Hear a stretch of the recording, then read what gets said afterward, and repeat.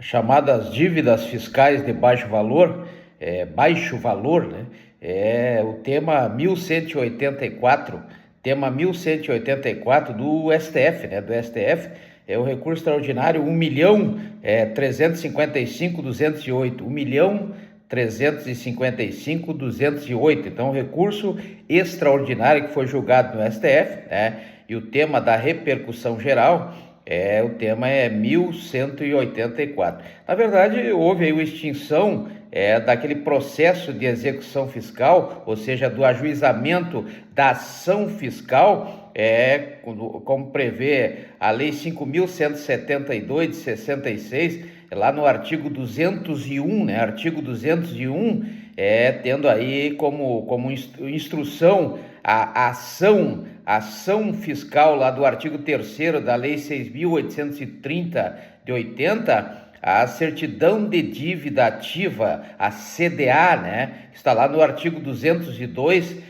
da Lei 5.172 de 66. Na verdade, existe aí uma previsão para que nas dívidas de baixo valor, devido ao custo, né, para cobrar sai caro, né? Então, essas cobranças, na verdade, elas saem caro para o Estado, caro para o povo, né? O povo aqui paga, logicamente. Basta vermos aí a Lei 4.320 de 64, a Lei Complementar 101 de 2000, que é a lei que dá os limites aí aos gastos públicos, né? Então veja que há a necessidade de que não se gaste muito para cobrar. Então não adianta gastar mais para cobrar menos, né? Então a situação é exatamente essa, por isso esse julgamento desse recurso extraordinário 1.355.208, 1.355.208 é o tema de repercussão geral, 1184, lá no Supremo Tribunal Federal, no nosso STF, lá do artigo 101 da Constituição Federal. Então, o motivo para que o Estado deixe, o Estado que eu falo, dentro da organização político-administrativa, como prevê o artigo 18 da Constituição Federal, né? As três esferas, a esfera federal, a esfera estadual e a esfera municipal, e cada uma delas tem a sua administração. A administração fiscal, pública fiscal da União, aí representada pela Receita Federal, a Secretaria da Receita Federal, da Lei 11.457, lá de 2007, né? Temos aí a Secretaria da Fazenda, nos estados, né? Nos estados, então, a esfera estadual, a administração pública fiscal estadual, na verdade, papel das secretarias de Fazenda, né? Também temos aí a Procuradoria dos Municípios, na esfera municipal, né? Nas esferas municipal. A administração pública fiscal municipal que fazem as cobranças aí das dívidas tributárias, né? A cobrança dos créditos tributários em aberto. Os créditos são constituídos lá no artigo 139 da Lei 5.172 de 66, através do lançamento lá do artigo 142, né? Aqueles elementos qualitativos e quantitativos de todo e qualquer tributo, sendo os qualitativos o sujeito ativo, lá do artigo 119, também o sujeito passivo do outro lado da relação tributária, o sujeito passivo, né, do artigo 121, que pode ser o próprio contribuinte ou um responsável tributário. O artigo 116 traz o fato gerador. Esses são os três aspectos qualitativos de um tributo. E temos os quantitativos, o quantum debitor, né? A base de cálculo e a alíquota, né? Uma sobre a outra dá o valor aí que a pessoa tem que recolher, o contribuinte tem que recolher, né? Aquele que contribui tem que recolher aí a título de tributo, como define o artigo 3º da Lei 5.172 de 66, né? Então vejam que dois foram os motivos que levaram aí ao STF nesse recurso especial 1.355.208, a dispensar a cobrança de pequenos valores, de valores menores, né? Valores até R$ 10.000 não estão sujeitos à execução fiscal, não estão sujeitos à execução fiscal, de processo fiscal, melhor dizendo, da Lei 6.830 de 80. O primeiro motivo foi uma modificação legislativa, né, que se deu com o julgamento do habeas corpus 591, do recurso extraordinário, que é habeas corpus, recurso extraordinário 591.033, 591.033, o tema de repercussão geral 109 do STF, né, tema 109. Então, recurso extraordinário 591.033 incluiu as certidões de dívida ativa nos títulos executivos extrajudiciais, como prevê a Lei 13.105 de 2015, lá no artigo 784, inciso 9º, né? Artigo 784, inciso 9º, nós temos os títulos executivos judiciais, ou seja, eles só vão para execução, que é a segunda fase do processo, né? Segunda fase do processo civil, quando eles forem certos, líquidos e exigíveis. Certos, líquidos e exigíveis, como prevê o artigo 3º da Lei 6.830 de 80, e na execução civil, o artigo 783 desta Lei 13.105 de 2015. Um título só pode ser executado se ele for certo, líquido e exigível.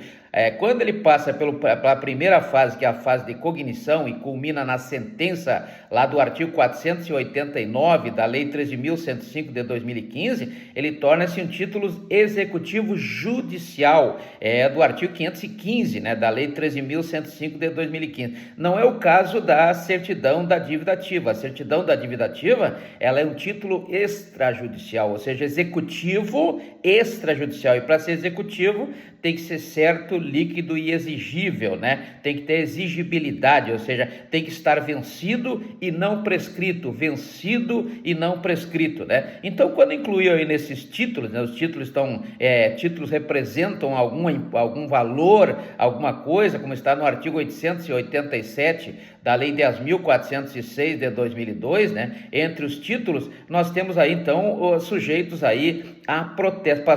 Passaram, a partir dessa decisão aí, desse recurso extraordinário 591.033, a sujeição aos protestos, né? O protesto da Lei 9.492 de 97, lá no artigo 1º, parágrafo único, diz que então o título, quando ele for certo, líquido e exigível, ele poderá ser protestado, né? Protestado a certidão de dívida ativa, lá do artigo 202 da Lei 5.172 de 66. Isso foi uma inovação trazida aí pela Lei 12.767 em 2012, né? Em 2012, Lei 12.767 de 2012, trouxe que a CDA pode ser levada a protesto, né? Levada a protesto. Então vejo que essa foi o primeiro motivo aí para dispensar, porque sai caro, né? Ir para o protesto é caro, as taxas, os emolumentos são caros, emolumentos, né?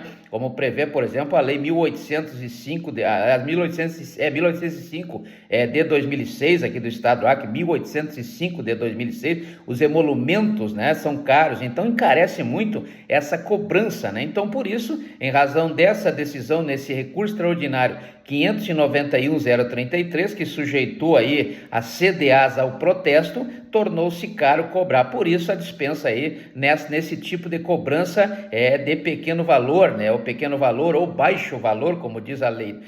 Temos também outro motivo, logicamente, que nesse caso do protesto, criou-se uma desproporção dos custos, né, de prosseguimento da ação judicial fiscal. Então vejo que ficou muito caro, a relação custo-benefício ficou extremamente prejudicada, né? Por isso é que o Estado abre mão quando o valor fica aquela dívida. A dívida não some, logicamente, a dívida continua, né? A dívida continua, mas não na esfera judicial, ela fica na esfera administrativa, ou seja, lá na Receita Federal, lá na Secretaria da Fazenda ou na Procuradoria do município, é que fica a dívida. Ela não vai através de uma ação fiscal, uma ação judicial fiscal, para que o Poder Judiciário cobre. Quem vai cobrar é o próprio Poder Executivo, através de uma ação administrativa, né? Então veja que não existe essa possibilidade da ação judicial. Na verdade, quando eu falo em dispensa de valores de baixo valor ou pequenos valores, né, significa que não vai ser cobrada, só que não vai ser cobrada pelo Poder Judiciário no processo judicial fiscal da Lei 6.830 de 80, né? Então, outro motivo é exatamente a questão da falta de interesse de agir, né? A falta de interesse de agir em função do valor, fica muito caro, né? Então, estabelece aí a legítima extinção, né? Legítima extinção em função disso, né? Porque não tem como cobrar baixos valores, pagando muito mais digamos assim, pelo serviço para cobrar do que aquilo que vai receber, né? Então nós temos aí, por falta de interesse de agir, a outra forma, né? Devido aí aos princípios constitucionais, dois princípios importantes: o princípio da eficiência, tem que ser eficiente, como prevê o artigo 37 caput da Constituição Federal. A administração pública tem que ser eficiente, olha o limpe aí, né? Legalidade, impessoalidade, moralidade, publicidade e eficiência. Então tem que ser eficiente, né? E também econômico, o princípio da economicidade, ou seja, eficiência e economicidade, né? Então vejo que tem que ser economicidade, não é verdade? Então vejo que tem que ter esses dois princípios aí, eficiência e economicidade, que devem ser observados aí nessa cobrança, né? Então, para cobrança, logicamente, veremos daqui a pouco como é que funciona esse sistema de cobrança aí, ou dispensa de cobrança judicial, não é administrativa, é judicial, quando ultrapassa aí o valor ou a dívida é menor do que R$10.000.